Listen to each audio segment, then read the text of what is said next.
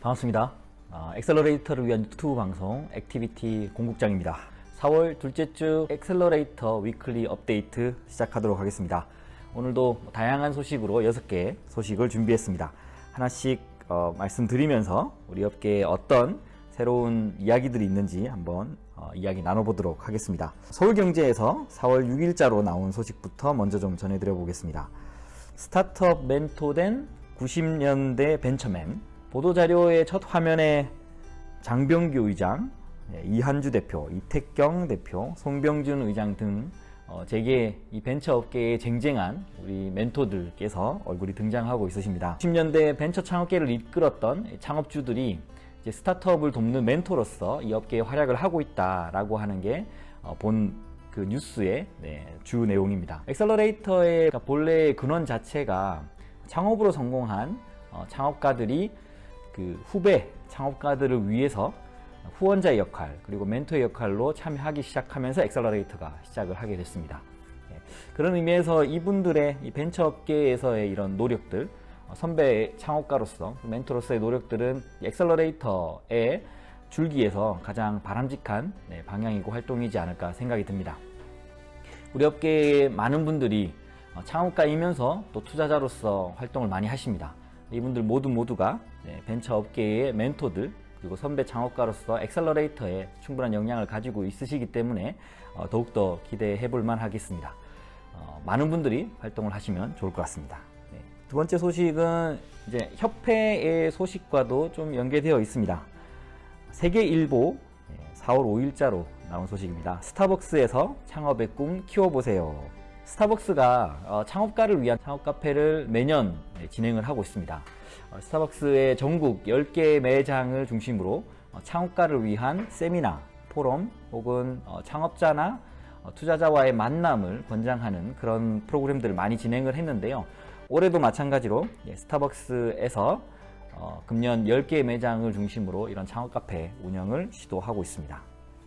여기 이제 저희 협회와 관련이 있다고 말씀드린 건 작년 저희가 스타벅스에 자상한 기업으로 등록할 때 협회가 같이 협약을 맺었습니다. 그러면서 스타벅스 창업 카페에 협회가 좀 역할을 해달라라고 하는 임무를 받고 같이 활동을 하고 있습니다. 특히 대전 쪽의 중앙로 R점을 이제 협회가 직접 운영을 하면서 엑셀러레이팅 배치 프로그램을 스타벅스 이름으로 개최를 하게 됩니다. 물론 거창하게 엑셀러레이팅이라고는 하지만 그렇게 아주 깊이 있거나 전문적인 엑셀러레이팅이라기보단 스타벅스 카페라는 그 공간을 중심으로 엑셀러레이터와 창업가들이 만날 수 있는, 정기적으로 소통하고 만나면서 멘토링 받을 수 있는 그런 프로그램으로 구상을 하고 있습니다. 작년 10개의 매장을 중심으로 세미나나 포럼들이 진행이 됐었고, 연말 스타벅스 이름으로 스타벅스 창업 카페 경진대회를 개최를 하고, 거기에 선정된 사람들에게 글로벌 현지에 연수를 갈 수 있는 여행 경비를 지원해 주고 있습니다. 올해도 마찬가지로 똑같은 컨셉으로 진행이 됩니다. 이렇게 스타벅스의 창업 카페를 통한 프로그램이 진행이 되면 금년 한 10월쯤에 이 카페에 참여했던 사람들 대상으로 아이디어 경진대회를 하게 될 거고요.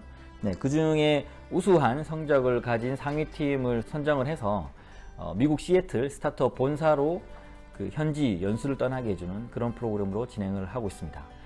작년 코로나 상황 때문에 직접 가진 못했지만 현지 갈 수 있는 그런 여행권을 제공하는 걸로 대체를 했었고요. 금년도 마찬가지로 크게 현지 진출하는 게 어려움이 있다 그러면 여행권을 주는 걸로 대체를 할 것 같습니다.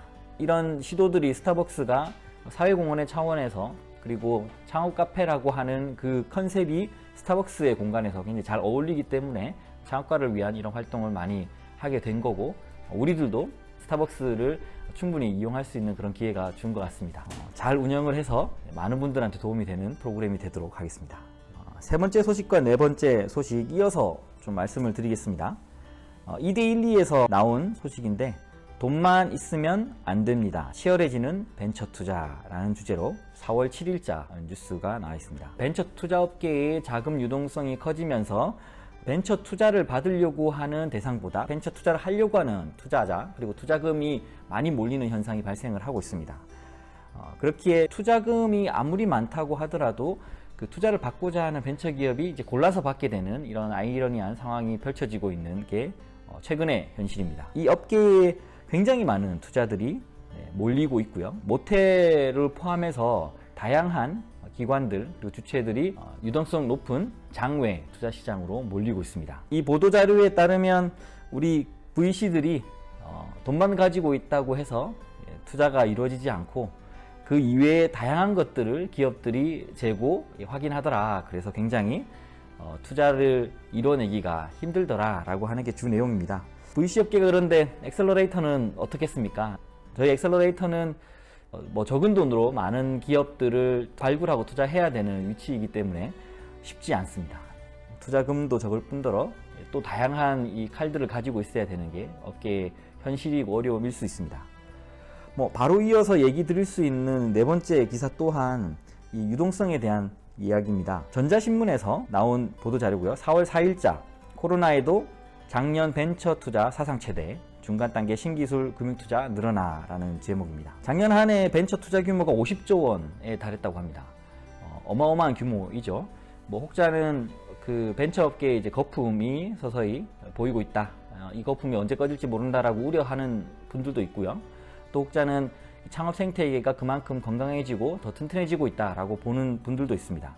전자신문의 관점은 벤처 투자 업계, 그 창투사나 신기사 포함해서 굉장히 많은 유동 자금들이 이 업계에 쏟아지고 있고 그런 의미에서 우리 벤처 시장이 굉장히 풍성해지고 있다라는 주제로 뉴스를 설명하고 있습니다. 앞서 설명드렸듯이 벤처 투자 업계의 유동성이 높아지면서 엑셀러레이터 업계도 각광을 받고 있는 건 사실입니다. 우리 업계가 초기 창업가를 발굴하고 성장하는 주체이면서 뒷단에 이런 벤처 투자, 그러니까 그 후속 투자의 시장이 풍성하고 튼튼해야지 업계의 다른 여러 딜들이 또 후속으로 연계될 수 있는 기회가 마련될 수 있는 거죠. 그래서 이런 소식들이 굉장히 반가우면서도 앞으로 투자 연계의 기회가 계속 이어질 거라고 기대는 되지만 한편으로는 좀 걱정되는 부분도 있습니다. 투자의 규모만을 봐서 투자자를 선택하는 시장이 아닌 투자를 하는 주체가 어떤 가치와 어떤 무형의 가치를 제공하느냐에 따라서 투자가 되고 더 크게 성장할 수 있는 그런 기회가 마련되게끔 하는 게 중요하다고 생각이 드는데, 그런 의미에서 그 개별 엑셀러레이터들이 그 고유한 기능이나 고유한 이런 칼을 하나씩 갈고 있어야 되겠다라고 하는 생각이 듭니다. 다섯 번째 뉴스입니다. 조선일보에서 나온 4월 6일자 투자처 발굴에서 계약까지 임팩트 투자의 기준을 묻다라는 기획기사입니다. 소셜벤처를 통한 임팩트 투자가 많이 확대되고 있는 건 사실입니다. 그리고 이 영역에 전문성을 갖춘 벤처 캐피탈들이 엑셀러레이터를 겸하거나 혹은 엑셀러레이터의 역할까지도 수행하고 있는 곳들이 꽤 있습니다. 그 이유 자체는 이제 임팩트 투자를 성사시키는 것도 어려울 뿐더러 아주 얼리 스테이지 그 소셜 벤처들을 이런 후속 단계의 투자 단계로 끌어올리는데 엑셀러레이팅이라고 하는 역할이 굉장히 중요한 부분을 차지하고 있음을 의미하기도 합니다. 이 기획기사의 내용은 임팩트 투자가 어떻게 이루어지고 있고 대략 우리나라 임팩트 투자들은 어떤 식으로 과정이나 혹은 그 규모가 진행되고 있다를 설명해 주고 있어서 소셜벤처에 관심이 있는 우리 엑셀러레이터들 혹은 창업가들한테 굉장히 좀 유익한 정보라고 여겨집니다. 그리고 이 임팩트 투자의 전문 기관으로 거론되는 6곳이 대부분 다 엑셀러레이터이기도 합니다. 그래서 우리 업계가 초기 소셜벤처로 창업하는 이런 창업가들에게 굉장히 큰 역할을 할 수 있구나라는 또 기대도 할 수 있을 것 같습니다. 물론 이제 소셜벤처의 투자 수익이 그렇게 높진 않지만 그래도 굉장히 중요한 영역이고 그리고 사회의 건강한 생태계를 만들기 위해서 이런 임팩트 투자가 굉장히 큰 역할을 하고 있습니다. 우리 엑셀러레이터들도 많이 관심 가지고 특히 이런 임팩트 투자의 일반적인 과정들을 우리가 이해하고 있으면 많은 도움이 되지 않을까 생각이 들어서 흥미로운 기사거리로 선택을 해봤습니다.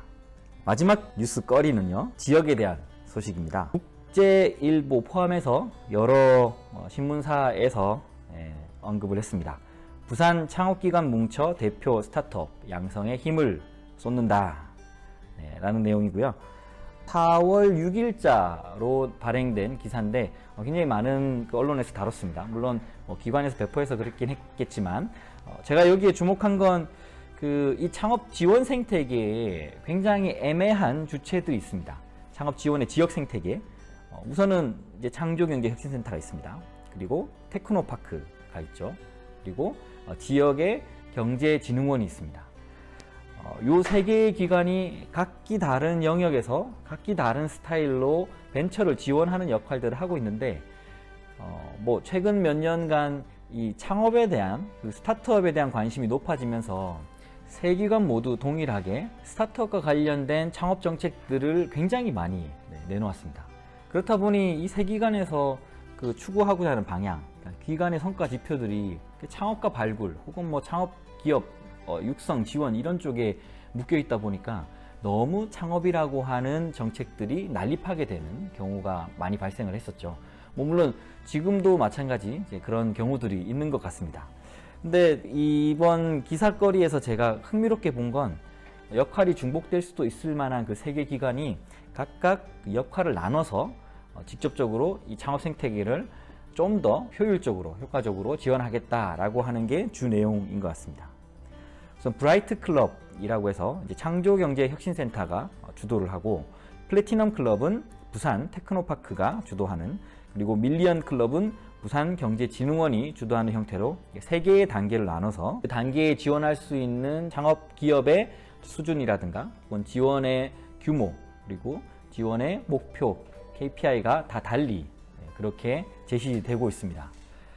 지역에 있는 많은 창업 지원 기관들이 좀 역할을 분명히 구분해서 좀 더 효과적이고 효율적으로 지역 창업 생태계를 만들어주면 어떨까 하는 생각이 들고요. 뭐 각각 이 기관들이 하고자 하는 방향의 엑셀러레이터가 반드시 필요한 역할들, 영역들이 있습니다.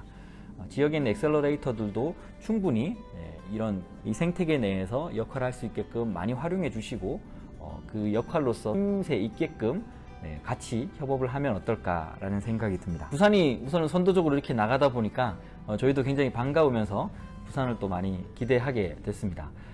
나머지 이제 타 지역들도 물론 똑같은 컨셉은 아니겠지만 창업을 지원하는 지원 기관들이 주도적으로 창업 생태계를 리딩하는 역할로서 많이 활약을 해주시면 어떨까 생각을 해봅니다. 오늘도 뭐 6개의 뉴스거리로 이렇게 소개를 드렸습니다. 새로운 뉴스 뭐 재밌는 내용 뽑으려고 하고 있고요. 다음 주도 마찬가지 재미있을 만한 6가지의 뉴스로 또 찾아뵙겠습니다. 고맙습니다.